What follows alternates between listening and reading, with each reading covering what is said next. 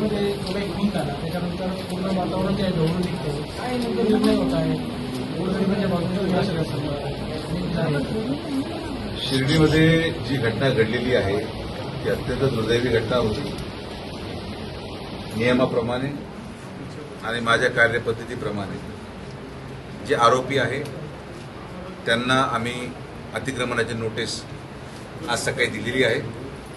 1 आठवड्यामध्ये जे ते घर आहे जे अतिक्रमणामध्ये ते राहत आहेत त्यांनी ते मोकळं करणं अपेक्षित आहे.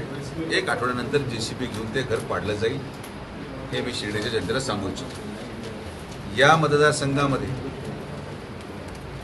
सगळ्यांनी व्यवसाय करायचा असेल तर शांततेत आणि नियमात करावं लागेल. ती घटना घडल्यापासून शिर्डी ग्रामस्थांच्या आग्रहाखातीर सगळ्या प्रकारचा व्यवसाय हा बंद करण्यात आलेला आहे. आज सगळ्या नगरसेवकांची मीटिंग झालेली आहे. शिर्डी ग्रामस्थांमध्ये आमच्या संघटनेचे जे सगळे प्रमुख लोक आहेत, दुर्दैवाने ते आज येऊ शकले नाहीत, किंवा त्यांना निरोप नाही मिळाला. 2 दिवसानंतर सगळे ग्रामस्थ एकत्रित बसून माझं नेहमी म्हणणं आहे की एका गुन्हेगाराची शिक्षा दुसऱ्याला देता कामा नये. एक नियमावली आता नव्याने आपण बनवणार आहोत. त्या नियमामध्ये त्या निकषामध्ये जे लोक बसतील त्यांनाच एक ठराविक स्पेसिफिक लोकेशनला व्यवसाय करायची परवानगी आपण द्यायचा निर्णय घेणार आहोत. नियमावली काय असेल हे ग्रामस्थांनी ठरवायचं आहे. कोणत्या प्रकारचं साहित्य विकू शकतात याच्यावर पण निर्बंध घालण्यात येणार आहेत. तर साहित्य काय विकलं जाऊ शकतं हे आम्ही ठरवणार. कोणत्या लोकेशनला विकलं जाणार हे पण नगरपंचायत ठरवणार. कोण विकू शकतं हे पण नगरपंचायत ठरवणार.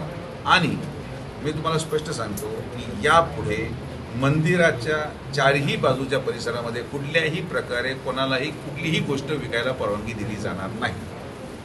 हॉकर झोन हे एस्टॅब्लिश केले जातील आणि हॉकर झोन एस्टॅब्लिश करून तिथंच त्या भागाव्यतिरिक्त कुणीही कुठेही व्यवसाय करताना आढळल्यास त्याच्यावर कारवाई केली जाईल.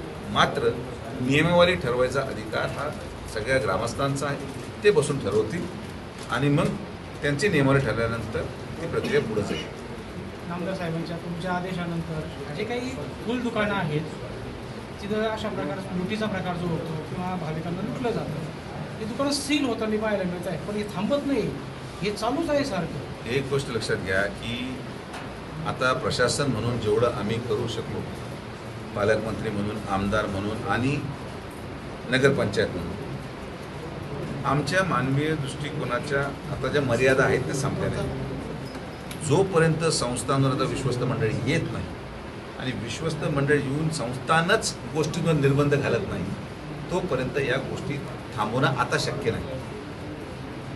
कारण की संस्थान जर हे ठरवू शकतं की मंदिरामध्ये प्रत्येक गेटमधून कोणत्या प्रकारची गोष्ट आतमध्ये यायला परवानगी आहे, कोणत्या टाईपची शॉल आहे, तर संस्थांनी हा निर्णय घेतला की आम्ही फक्त याच प्रकारची शॉल स्वीकारणार, याच प्रकारचं फूल स्वीकारणार, याच प्रकारचा प्रसाद स्वीकारणार, तर बाकी दुकानांमध्ये ऑटोमॅटिकली दुसरी कुठलीही गोष्ट विकली जाऊ शकणार नाही.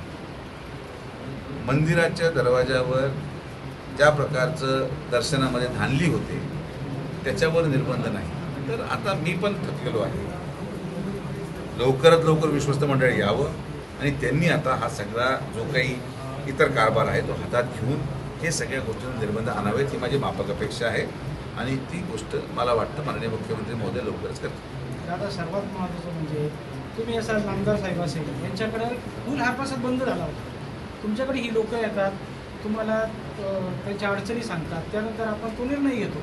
मात्र हा निर्णय घेत असताना ज्या पद्धतीनं लूट होते, 200 रुपयाचं सामान 4.5 त्याच्यावर निर्णय असा होणार आहे जेव्हा ग्रामस्थांना मी आता सुचवलेलं आहे की यापुढे या तारखेपासून जो व्यक्ती लूट करताना सापडला त्याच्यावर गुन्हा दाखल होणार नाही.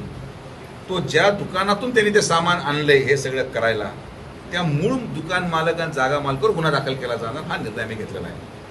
कारण की नुसतं गरिबांना पकडून चालणार नाही. गरिबांना या गोष्टीसाठी प्रवृत्त करणारे जे पडद्याच्या पाठीमागं मोठे खिलाडी आहेत यांच्यावर आता गुन्हा दाखल करायचा निर्णय झालेला आहे. येणाऱ्या कालावधीमध्ये या नियमावली जाहीर केली तर हा निर्णय त्याच्यामध्ये होईल आणि मूळ जागा मालकावर गुन्हा दाखल झाल्याशिवाय हे थांबणार नाही.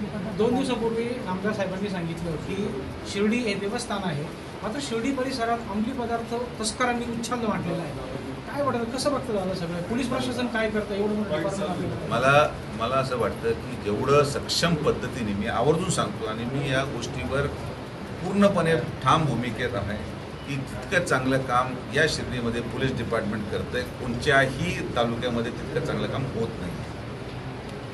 समाज बदलत चाललेला आहे, लोक बदलत चाललेले आहेत, लोकांच्या मागण्या आणि विचार बदलत चाललेले आहेत आणि त्यामुळे प्रत्येकावर निर्बंध घालणं हे शक्य नाही. पण माझं व्यक्तिगत मत आहे, पोलीस प्रशासन अतिशय योग्य काम करते. शिर्डीपुरतं मी बोलतो, म्हणजे राहत्या तालुक्यात मी सांगू शकतो की चांगलं काम करते. आणि आपण जर पाहत असाल तर ही जी घटना घडलेली आहे ही 2 महिलांमधल्या जागेच्या वादावून झालेली घटना आहे. पण ज्या प्रकारचं शिर्डी आपण वर्ष दीड वर्षापूर्वी पाहतात, आज त्याच्यामध्ये परिस्थिती बदललेली आहे. पण आता यापुढं परिस्थिती बदलायची असेल तर विश्वस्त मंडळ आलं पाहिजे. आता आल्याशिवाय मला वाटत नाही की मी काही वेगळं याच्यामध्ये अजून करू शकतो.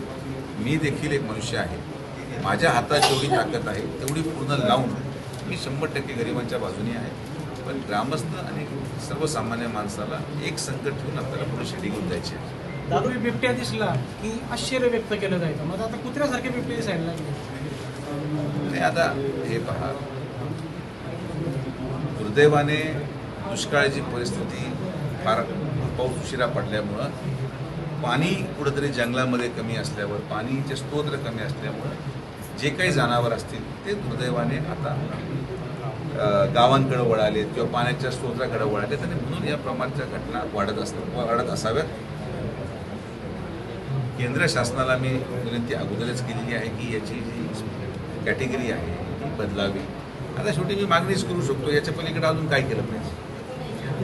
तर आपला प्रयत्न आहे. आपण मागच्या जिल्हा नियोजनमधून माननीय पालकमंत्री महोदयांनी फॉरेस्ट डिपार्टमेंटला 7 कोटी रुपयाचं साहित्य दिलं, ट्रँक्युलायझर गन दिल्या, इन्फ्रारेड कॅमेरा दिले. आपण शासनाला इक्विप करू शकतो. पण जसं मी म्हणतो, सगळ्यांना धरून चालावं लागतं, तर बिबटे पण धरून हळूहळू पुढे चालत राहू. काय करायचं? दादा, पथविक्रेत्यांचा निर्णय किती दिवसात होईल तरी साधारणतः? पथविक्रेत्यांचा निर्णय किती दिवसात होईल? ग्रामस्थांची भूमिका काय नाही? ग्रामस्थांची भूमिका, ग्रामस्थांनी मिटिंग घ्यावी. मी त्यांना विनंती केली आहे की 1 आठवड्याच्या आत तुम्ही मिटिंग घ्या, फार प्रदीर्घ काळ लांबू नका. तर मला वाटतं की आठवड्याभरात ग्रामस्थांनी नियमावली बनवल्यानंतर ती नियमावली आपण देऊ, त्याची अंमलबजावणी होईल. आणि आता आम्ही घाई करणार नाहीये. सगळ्यांना विश्वासात घेऊन वन्स अँड फॉर ऑल हे झालं पाहिजे. प्रत्येक वेळेस जे बंद करा चालू करा, बंद करा चालू करा, हे चुकीचं दिसतं. तर ग्रामस्थांचा जो विश्वास आहे, ग्रामस्थांचा विश्वास आपण जिंकला पाहिजे आणि ग्रामस्थांच्या अनुषंगाच पुढे निर्णय होतो. भारतीय जनता पार्टीचं आंदोलन झालं, धर्मेंद्र प्रधानचा राजीनामा झाला, त्यानंतर एक जल्लोष पाहायला मिळाला. एक भारतीय जनता पार्टीचे उपाध्यक्ष म्हणून तुम्ही कसं बघता दादा या सगळ्यांकडे? नाही, जे आंदोलन झालेलं आहे ते विद्यार्थ्यांसाठी होतं. आदरणीय प्रधानमंत्री नरेंद्र मोदींनी देखील संवेदनशीलता दाखवत युवक हा देशाचं भविष्य आहे या भावनेतून आपल्या मंत्र्यांना राजीनामा द्यायला लावला आणि तो राजीनामा दिला गेला. बाकीच्या ज्या गोष्टी तिथं घडल्या त्याचे प्रत्येकाच्या 2 बाजू आहेत, त्यावर मी भाष्य करणं चुकीचं राहील. मात्र मला एक गोष्ट निश्चित वाईट वाटते की आंदोलन करणं हा सगळ्यांचा अधिकार आहे. आंदोलन केलं पाहिजे, आपल्या हक्कासाठी केलं पाहिजे. मात्र देशाच्या प्रधानमंत्री जे 12 वर्ष देशाची सेवा करतायत त्यांना आई बहिणीच्या नावाने शिव्या देणं, अपशब्द वापरणं हे जरा